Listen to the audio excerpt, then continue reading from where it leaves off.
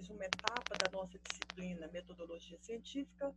Hoje nós vamos falar sobre a ciência na Idade Moderna e na Idade Contemporânea.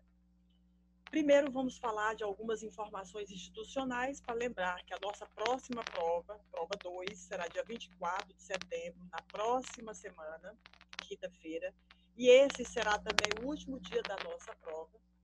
Lembrando que para a média final dessa prova, vocês deverão elaborar um artigo científico que deverá ser entregue no dia 24 de setembro. Lembrando que vocês deverão imprimir sempre esse calendário acadêmico para que vocês possam saber exatamente tudo o que vai acontecer na Faculdade TOP. Aí, reforçando, nossa aula termina dia 24 dá numa quinta-feira de setembro, e no dia 25, já vai começar a outra disciplina. Então, a outra disciplina de vocês começará na sexta-feira. Então, é por isso que é importante você ter esse calendário para que você possa saber exatamente o que vai acontecer na instituição. Revisando os nossos conhecimentos, vamos falar um pouco sobre as modalidades de conhecimento. No senso comum, é o conhecimento baseado nos nossos sentidos.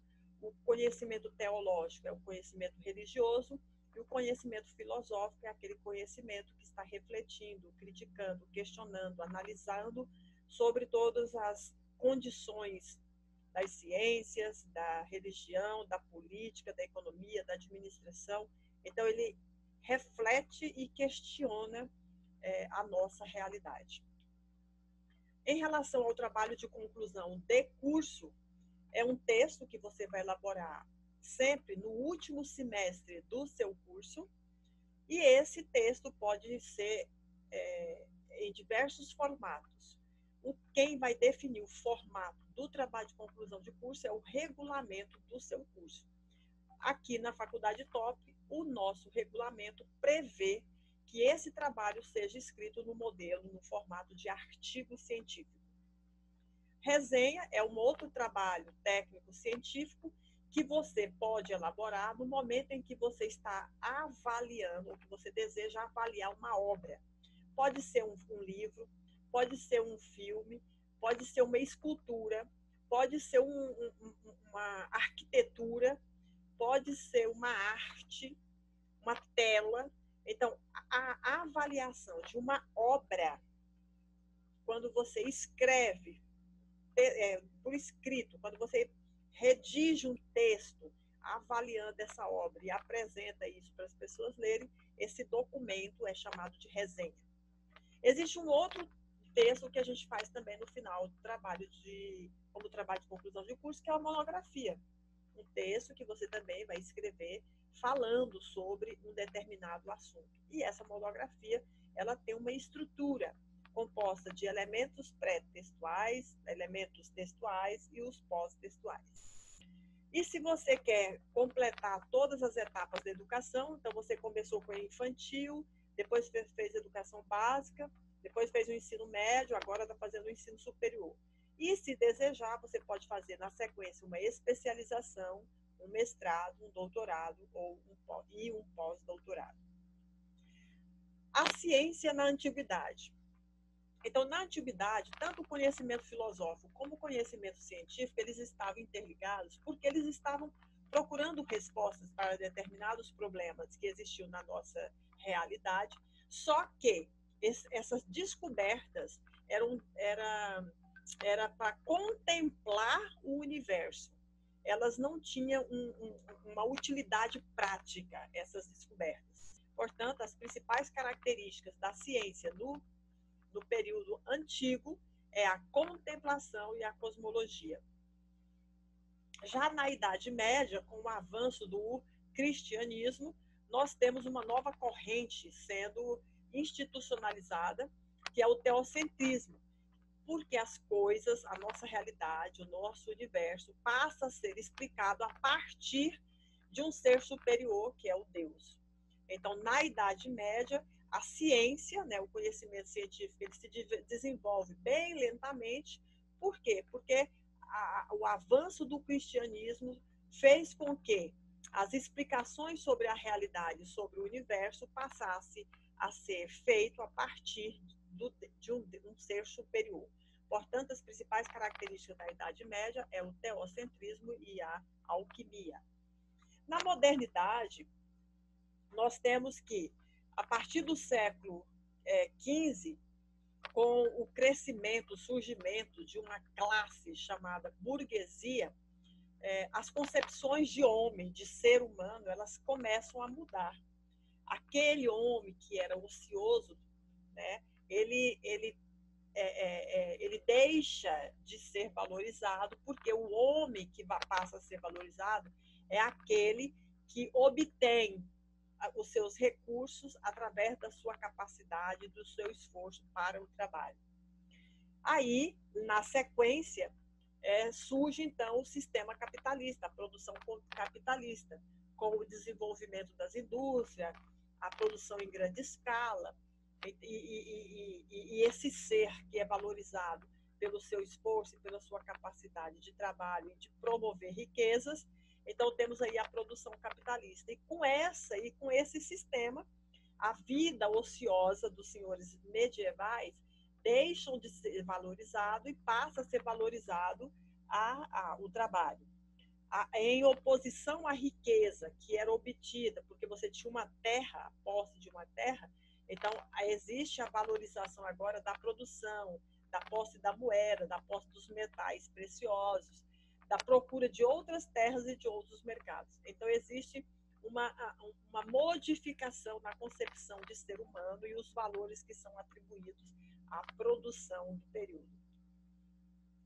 Aí nós temos nesse período também a Revolução Científica, onde a natureza, que antes era uma obra de Deus, passa a ser vista, então, como uma fonte de riquezas que o homem pode utilizar.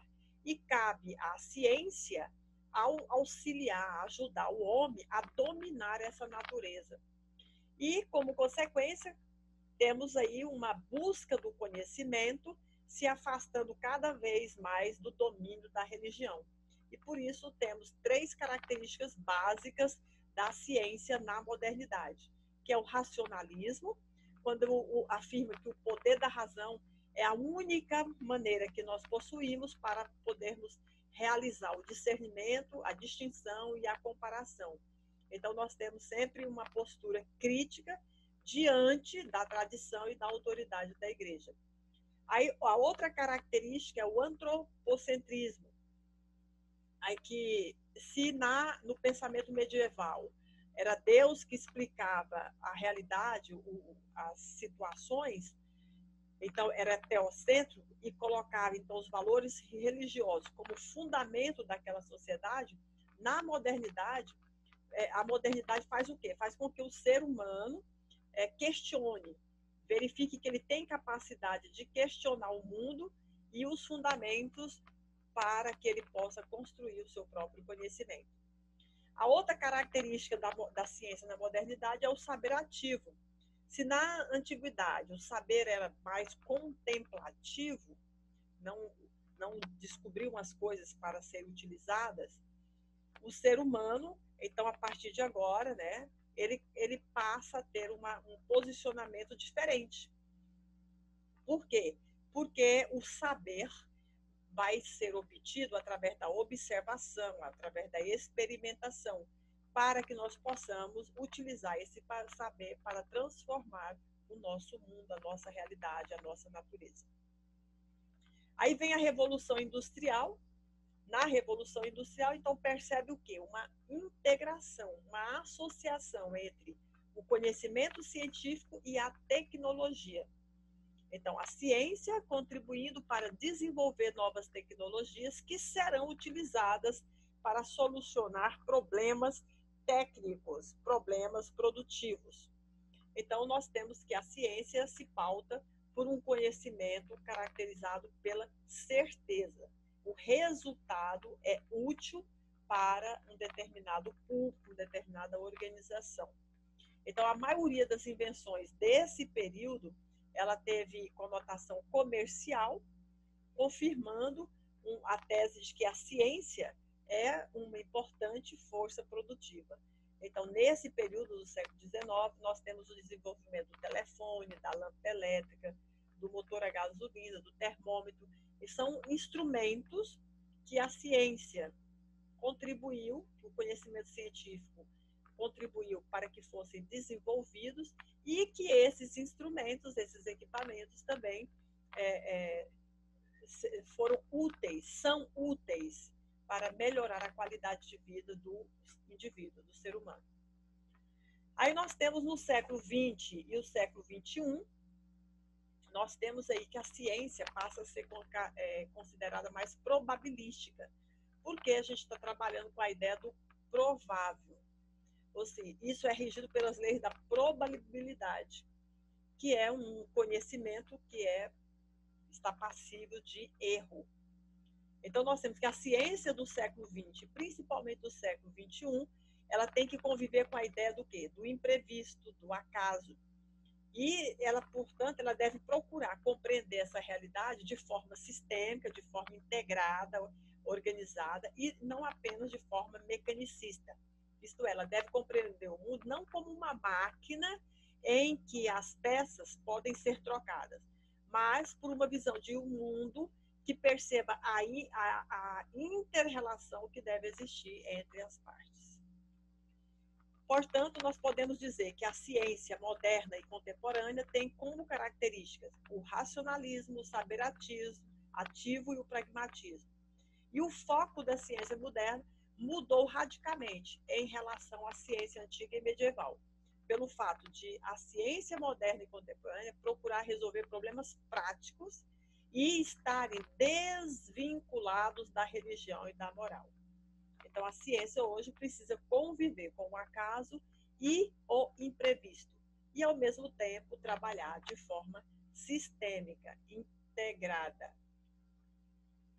E aí, em relação ao artigo científico, nós temos que é um texto que você você pode escrever para apresentar o resultado de determinada pesquisa, e esse texto tem uma determinada estrutura, que é o título, depois o autor, um resumo, onde você vai colocar o tema, problema, objetivo, metodologia, resultados e conclusões, e escrever tudo isso em até 250 palavras. Na sequência, nós temos as palavras-chave, que são 3 palavras que vão resumir todo o seu texto, o seu trabalho. Aí temos uma parte classificada como textual, que é composta da introdução. Nessa introdução tem que ter o tema, problema, objetivo e a justificativa. Aí vem a parte do desenvolvimento, que é a fundamentação teórica do seu texto. Vem a parte da metodologia, identificando o tipo de pesquisa, universo, o tipo de dado, instrumento de coleta, a coleta de dados, o tratamento e análise e as limitações dessa pesquisa. Aí, na sequência, vem os resultados e, por último, as considerações finais. E a última parte do seu artigo são as referências, onde você vai fazer uma lista de todas as obras consultadas. E para que você possa escrever o seu artigo de maneira que ele fique adequado às normas brasileiras, da Associação Brasileira de Normas Técnicas e Científicas, da ABNT, basta que você pegue esses números, acesse a internet, e aí você vai ter, de acordo com a norma, qual é a estrutura do artigo científico, como que eu posso fazer a apresentação desses artigos em revistas, como que eu preencho as referências bibliográficas, como que eu faço a numeração das seções do meu artigo, como que eu pré-elaboro um resumo, como que eu faço as citações dentro do meu artigo e como que eu faço a apresentação de originais. Então, você tem aqui uma relação de normas que contribui para que nós possamos elaborar um artigo científico de acordo com as normas brasileiras. Para você elaborar o resumo de um texto científico, então basta que você coloque algumas linhas para falar do seu tema.